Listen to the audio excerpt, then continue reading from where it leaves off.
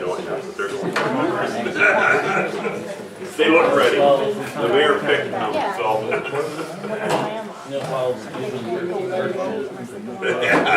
Before the meeting, I printed everything out, and they happen to be, there's stuff in the file. There's printout stuff was on top, so they got Joe's. She's a printer.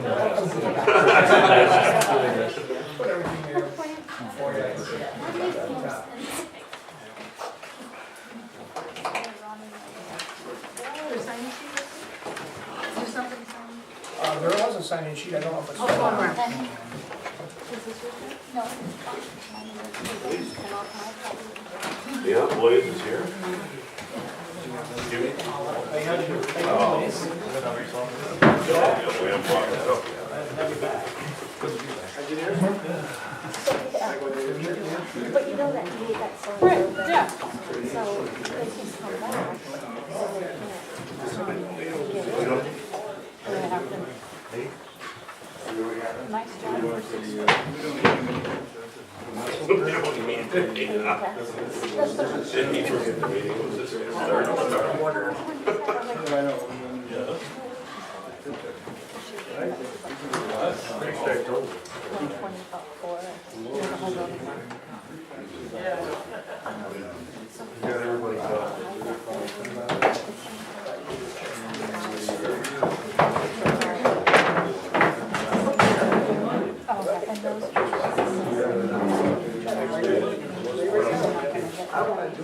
Joe's not coming. You don't have any protection tonight, so. He's good.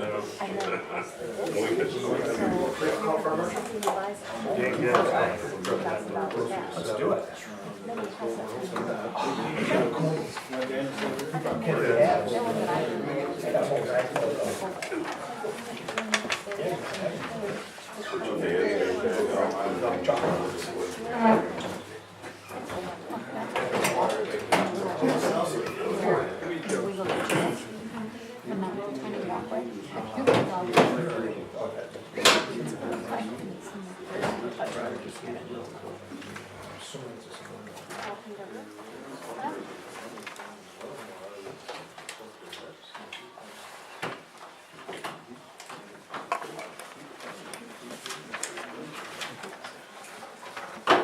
Thanks for coming out here, because it's going to be a while.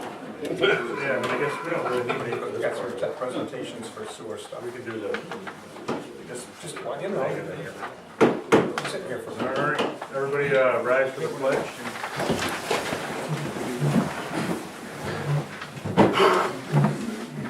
I pledge allegiance to the flag of the United States of America and to the republic for which it stands, one nation, under God, indivisible, with liberty and justice for all.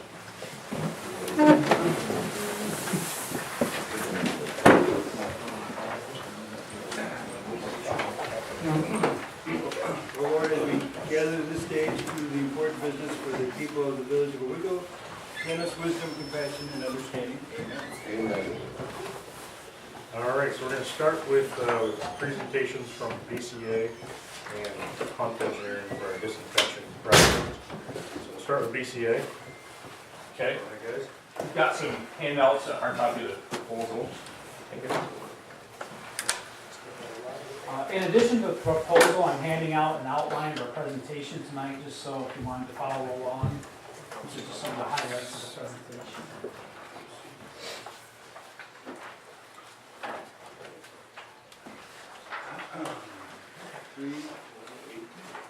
Miss anybody?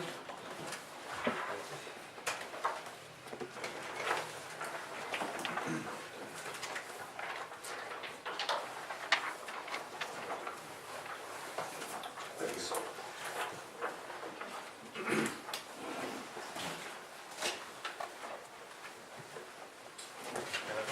You want to bring that around to the side?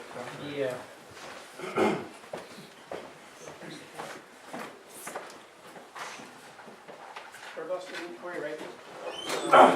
Yeah, just for there for now, I guess.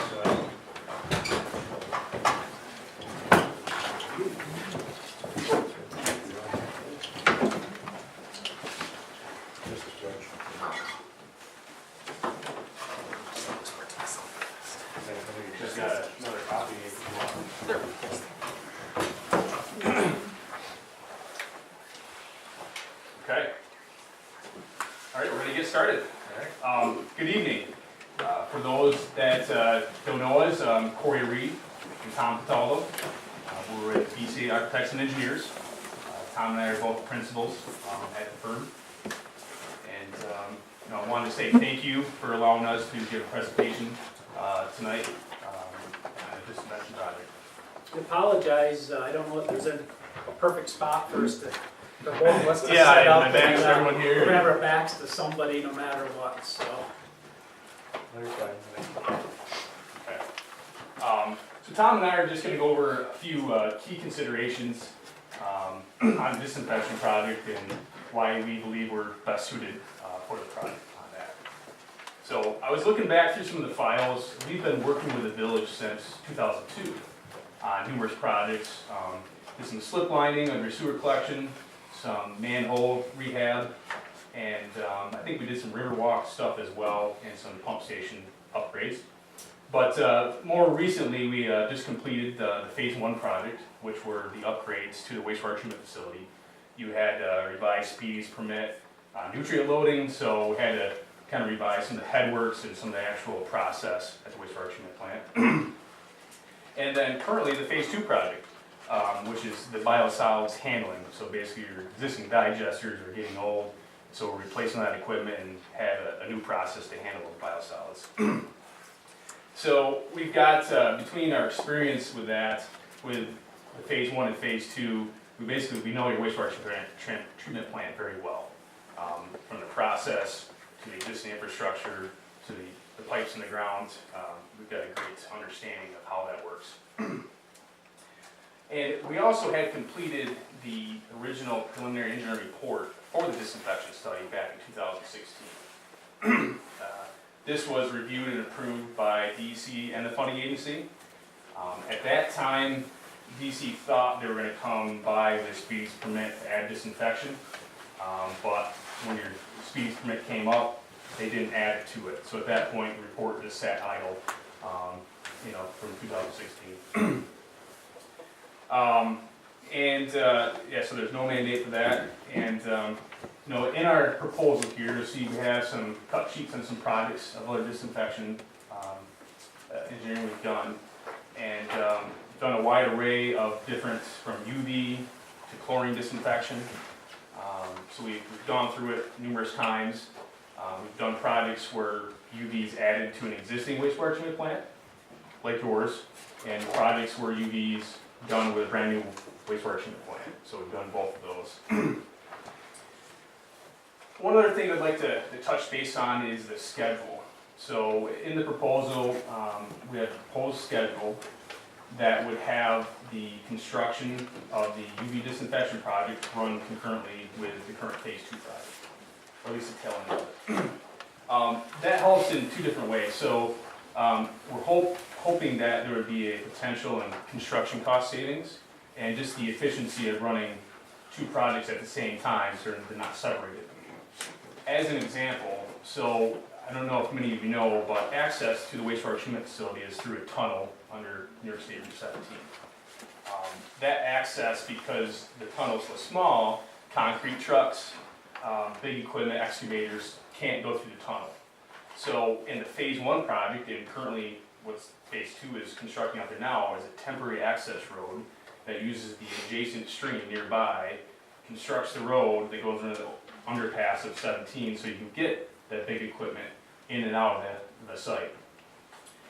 When bids were open for the phase 2 project, the low bidder, Lobar, had a line item for temporary access road of $89,000. So having both the disinfection project run currently with phase 2, you almost have a cost savings of $89,000 for that temporary access road. Now that road will be put back to the original stream bed when everything's done. One other consideration with it, there was a lot of permitting too. We had to get DOT permits, Army Corps permits, DC permits, all that great stuff because it is a trout stream, so we have to be very careful on that. So just the added savings to have those projects run currently. So to talk a little bit about the schedule, sorry I skipped over a little bit, but in general, our schedule, if we are elected this month to move forward with the disinfection project, we would first look at and update our original engineering report in 2016. just to bring the budgets back up to this year. And, you know, after that's done, we would spend majority of 2019 doing the design, and towards the tail end, then we would submit to the regulatory agencies for approval, and then during winter of 2020, we would advertise, go out to bid, so that spring of 2020, be ready for the contractor when weather allows to start and getting the disinfection completed, get it started. So that will run concurrently with the phase 2 project, and we have a, I think a substantial completion date of phase 2 of October of 2020. So they should coincide together fairly well. One other interesting fact, so your actual speed permit says you don't need to have disinfection until May 1st of 2023. But seizing the moment now while there's temporary access road, and of course today's cost compared to the cost 2 years down the road, most of the time you predict that they're going to be more. So taking this initiative now and getting it done, hopefully there'll be a saving as well in material costs and anything else, we'll see. And then just one other thing, most likely coordination between the phase 2 project and the disinfection project will be needed. We're working with a very tight site, as Tom will explain. There's not a lot of room for anything. So coordination with the phase 2 contractors, we have 4 contracts, and the disinfection contractor is going to be needed. There may be some opportunities where, hey, this pipe's in the way, can you move that over here, over there? Well, we can handle that streamline because we're already working with the phase 2 contractors, so we'll be able to just have that direct line of communications with that. And with that, I think I'm going to turn it over to Tom. And you know, again, if anyone has any questions, please feel free to ask during the presentation. Okay, thanks, Corey. Excuse me. So, it might sound a little confusing. We talk about a disinfection project, but then also you'll see a disinfection and flow monitoring project. When the preliminary engineering report was published back in February of 2016, it included both upgrades to flow monitoring. At that time, where the flow is measured in the headworks of the plant, there's different times when there's high inflow. The partial flume, which measures the flow, would flood, and you'd lose all accuracy in your readings to the plant. However, during the phase 1 project, due to the success of the rebuild of the equipment in there and adding on to the plant and modifying the headworks, it's been reported that those flooding issues have gone away. So that's a good thing, and once we verify that, once we update the report, most likely we would reallocate those funds for flow monitoring strictly into disinfection, because it appears as if flow monitoring upgrades are not needed at this time. So that's a good thing. So I'm going to just review some information about the site, some design considerations that we're going to take into account.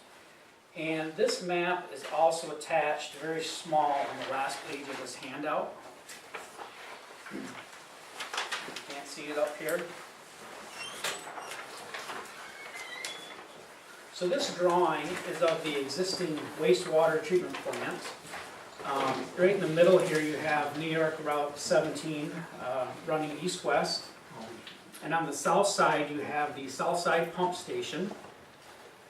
And then you drive through the tunnel to access the main site where all the treatment is done. And the Susquehanna River is up here. So I'm not going to go through the entire process flow, we don't have time for that tonight, but basically all the buildings and structures shown in green are existing, and all the orange colored structures are going to be built during the phase 2 project. Just a little bit of background.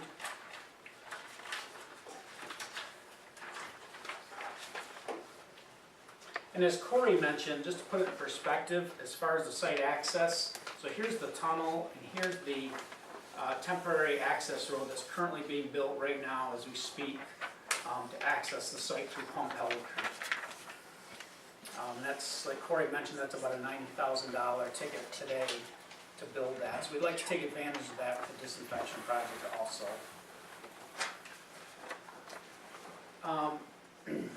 As you may know, the site is very tight. It's a very small site. There's not a lot of room, particularly above the floodplain.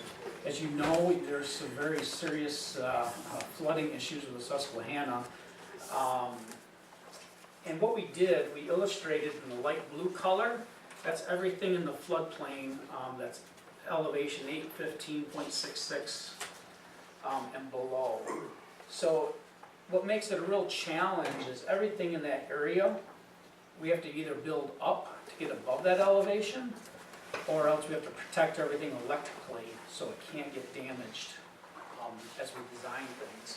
For example, these new buildings, yes, we are building in the floodplain, but we've designed for that. And also the main operating floor of this building and the electrical room of this building is above the floodplain. And we're gonna have to do something very similar when we design the disinfection project as well. We're just pointing it out that there's some unique challenges that we're very familiar with on the site when we go into the disinfection project. Something else that we encountered during design of the Phase 2 project is in doing the geotechnical soil work, we discovered some very poor soil conditions that were not encountered in different areas when we did the Phase 1 project. And so what that meant for the project was for one of these buildings and these 2 tanks, we had to design additional piles, deep piles to be driven into the ground to support those structures because of the poor soil conditions that were not encountered in other areas during the Phase 1 project. We're aware of that, and we'll be looking at that as we, if we're selected to proceed with the disinfection project as well. We may have to do something similar. Just pointing that out, that's another bit of information we know about the site. Another design consideration is the existing generator for backup power. So there's an existing generator, and again, when the report was written, the Phase 2 project was not defined yet. But today, now that the Phase 2 project is moving forward, that project is taking additional capacity from the generator. And the disinfection project will require backup power. We know from other projects we've done, DEC will mandate you have 100% backup power on your disinfection system. So when we update the report, we will review that now that we've added Phase 2 and investigate the generator capacity. If needed, what we would propose to do, if we do need a new generator, we would modify, we would amend the VIA grant application that was submitted in hopes of getting additional funds for the VIA grant program for a new generator.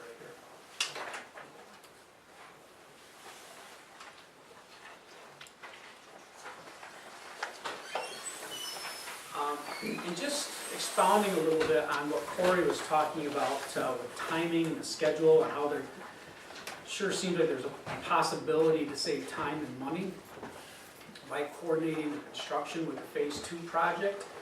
In addition to that, we've been tossing the idea around if the village was interested, if they had legal counsel investigate the feasibility of possibly instead of going out for bidding for the project, if there was any way to have the existing contractors on the existing project do it through a change order that could be negotiated in any shape or form, that may be a possibility to save time and money. Don't know if that can be done, but it's just throwing it out there. No, unfortunately, that's highly unlikely.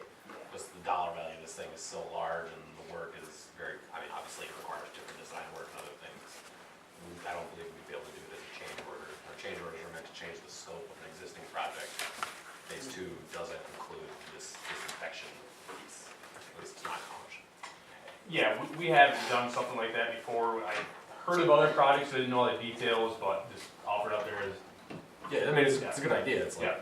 something to think about, but I really don't think we'd be able to do it at this time. So, at this time, we'd like to entertain any questions or comments.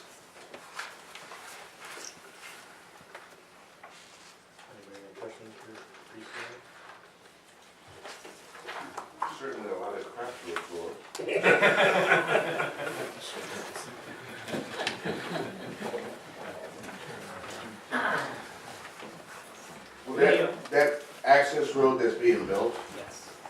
you said that'll be dismantled after the project? Yes, it's permits, it's a requirement of the permit to restore the stream bed after completion, yes.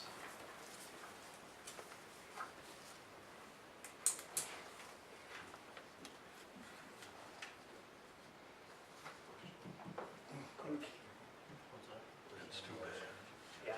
The tunnel's crumbling. I was thinking that. Okay, well, if there's no more questions, we again thank you for your time and appreciate the opportunity tonight. Earl? Would you entertain questions from the public at this point or not? Probably not yet. Okay. We have another group that's gonna pitch the same thing, so. Okay. But what Hump offers versus VCA offers might, Maybe different. you know.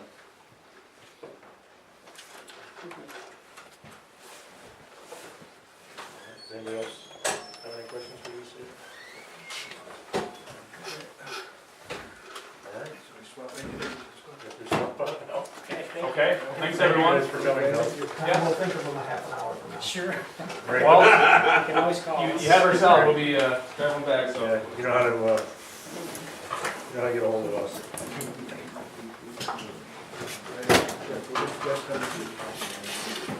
I'm out of hiding. Put the headphones on back there.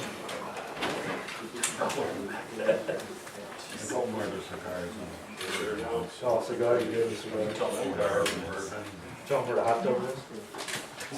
I'm still waiting for that, I keep getting cut out of my budget. Mike, on this, there's an error. The planning board It's has supposed a to be chair, zoning. it's supposed to be zoning. Yeah, Okay, I just wanted to make sure you knew. I fixed my copy, so I knew.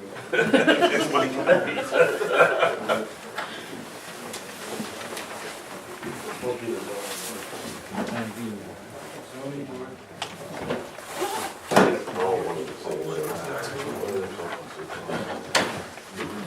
Thanks, get in here. Thank you, gentlemen.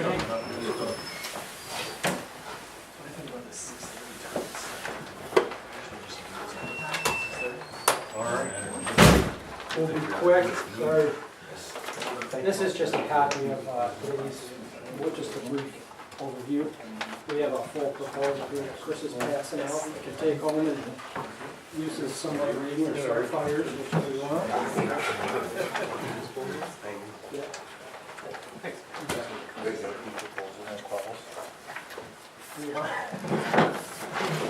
I don't know what it was about the lobby. I had my feet up under this, I was on the CD radio. I just felt like giving orders to someone. I just showed you some other stuff. That's pretty vacant in a couple of years. Did you leave your resume in there?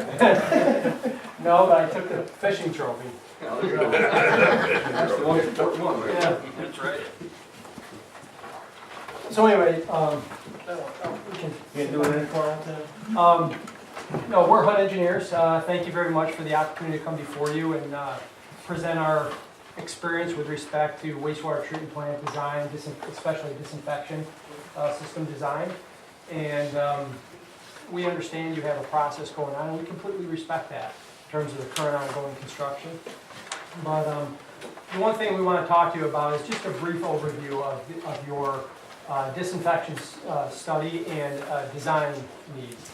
So a couple things we want to hit today on the agenda is just review the firm, review our project team, let you know who might staff the project, talk about our experience, get into some detailed approach discussions, and look at the overview of the schedule. And also the one thing we don't have, but it's in the bound packet that Chris handed out, is our fee, our project fee. So I don't know if everybody received the email that may have been distributed earlier, but in the bound packet you have a complete firm profile, resumes, firm experience, as well as our project fee for the proposed project. So again, feel free to take some time to look through that at your leisure. But just a little bit in general, a little overview of who we are. We're a full-service architectural and engineering firm. Have about 143 people that we specialize in water, wastewater treatment plant design, as well as we have support services that go along with that. Structural, electrical, mechanical, HVAC, and most importantly, I think to many municipalities, is we have grant writing and financial assistance capabilities all in-house. And I think that's evident by, we assisted at the village's request, submitting a grant for the WQIP for this project. And I know the village was successful in securing a $1 million grant for purposes of construction of the disinfecting system. Now however, that's only for 85% of your overall construction cost. And if you really take a step back and look at 85% sounds great. But when you look at all the other costs added onto that, it's only roughly about a 50% grant of the overall project cost. So there's still a lot of local share that's necessary. And the reason I wanted to highlight the grant writing and financial assistance capabilities is because of that local share, trying to really go for it and minimizing the rest of that local share. And there's some opportunities. I know that the WIA grant is still out there, but I think we can aid the village in looking to reduce that local share. In terms of the project team, I've shown you the three main individuals who are going to be on the project team, and there's a big support staff behind these three individuals. Myself, I would be the principal in charge. I have about 20 years experience in water and wastewater system design, and Chris Wood would be the project manager. I think Chris is very familiar with the village of Owego. For the past 2 years, he's been helping out the wastewater treatment plant in various endeavors. Doing helping with the DMR reporting, the monthly DMRs, the 360 annual reports for land application, as well as reviewing of the phase 2 construction project at the request of the wastewater treatment plant to try to reduce the amount of change orders and stuff with that phase 2 project. And other various tasks, including grant writing that we did for the WQIP and the WIA grant that was submitted last summer. And Chris has over 12 years of civil engineering experience, as well as Peter Martin has essentially 10 years of experience. And Peter Martin will be the project engineer on the project, and he does solely wastewater treatment plant design. Between the three of us, over the past year, we've completed 4 effluent disinfection system designs and construction projects, some of those which I'll go through with you here today. If you flip the next page is some of the project experiences. We just finished up the town of Owego's effluent disinfection system. In that, we used a non-contact UV system. And I think that's important because the town of Owego discharges also to the Susquehanna River, which the village will discharge to. And everybody knows the volatility of the Susquehanna River. The importance with the volatility of the Susquehanna River is the tailwater that it creates. When you're trying to push flows through the plant and into the river, as the river comes up, that tailwater is extremely important with the functionality of effluent disinfection. When you have a UV system and you have water come up, that raises water in your channel. And if the UV system isn't designed appropriately, you're going to have a portion of that water column that's not disinfected. Or if you have disinfection planned for those upper reaches, how do you turn that off and on based upon the stages of the river? So I think there's a whole variety of different types of UV disinfection that would be important to look at with respect to this project. And we got into that very closely when we designed the town of Owego's system to discharge to the Susquehanna River. The town of Irwin, we just recently completed a UV disinfection project there that disinfects up to 12 million gallons a day. And again, that was a UV disinfection process. The one thing I want to say about UV disinfection processes is, and I know Tracy might have some input here, but the effluent disinfection it's as standalone of a process as you can get. And I understand the project we have going on and the coordination that's required with that and the contractor that would be involved with that project. However, there's a finite set of inputs to effluent disinfection, and essentially it's a standalone process that you can design, construct as an independent process. I think it could be easily, knowing that we weren't involved with the phase 2 design and construction.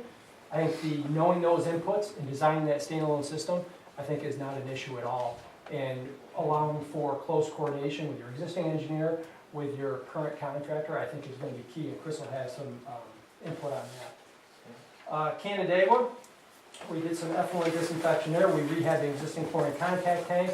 And what's different about that, we utilized on-site chlorine generation, which is another option that the village has, is to use liquid chlorine, do on-site liquid chlorine generation to minimize future operation and maintenance costs. The village of Watkins Glen, we end up using liquid chlorine and chlorine contact chambers at the village of Watkins Glen. One of the big reasons there is they added various chemicals to their waste stream that were prohibitive to the use of UV disinfection. Tracy, they added ferric, such that they have an adverse impact, obviously, on UV disinfection.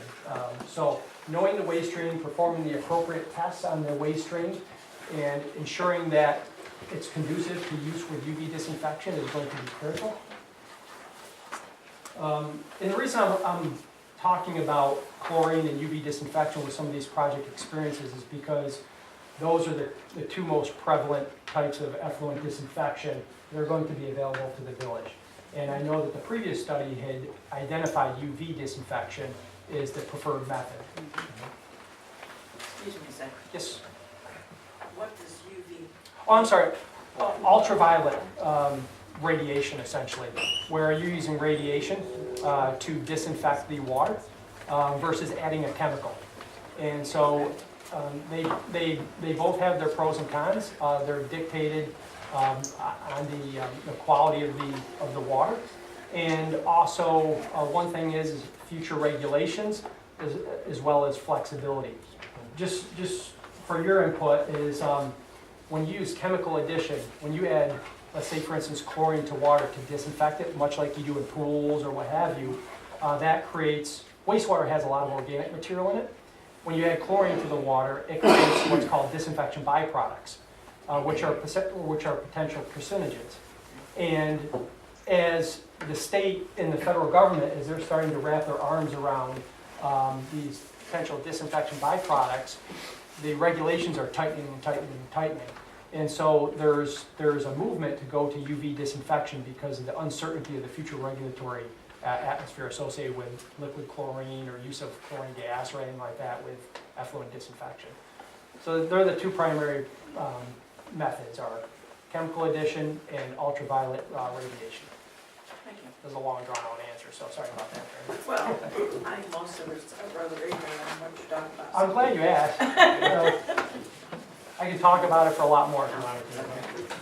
And one other thing is the Village of Naples, that was a small non-contact UV disinfection system that was housed in a specially designed facility to try to make it look more like greenhouses to have it fit into the residential character of the neighborhood. We also completed the Bradford County wastewater treatment plant upgrades that included not only new buildings and facilities for their equalization plant, or flow equalization tanks, as well as their new chlorine contact tank to aid in that disinfection there. That project there, one of the unique situations we dealt with there was, and included, we deal with a lot of landfill leachate there. About half of their flow is landfill leachate that comes down. In addition to the disinfection, what I alluded to before, we have funding capabilities. Right as of now, I put in, you have water quality improvement program funds, and we've listed a few projects within the past year and a half that we have experience with water quality improvement program funding, the WQIP, and that's the $1 million grant that you currently have. Now, again, there's other sources of funding.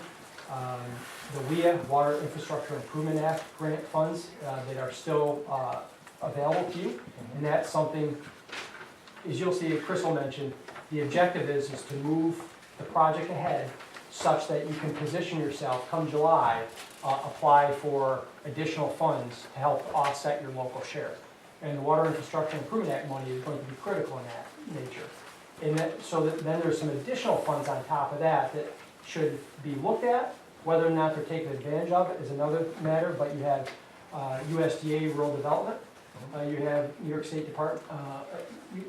Environmental Facilities Corporation, the Clean Water State Revolving Fund, as well as you have some of the ever-present SAM grants that may be very key to the village, because some of those SAM grants don't have a local share. It can be used to count towards your local share.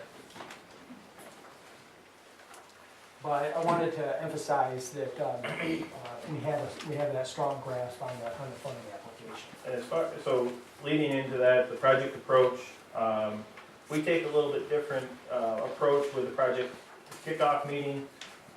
We like to sit back and define the project success from the owner's perspective. So we'll sit with Tracy and whoever else from the board is going to be involved in the project and define project success to you and what this project means to be successful and how you guys foresee this project being successful.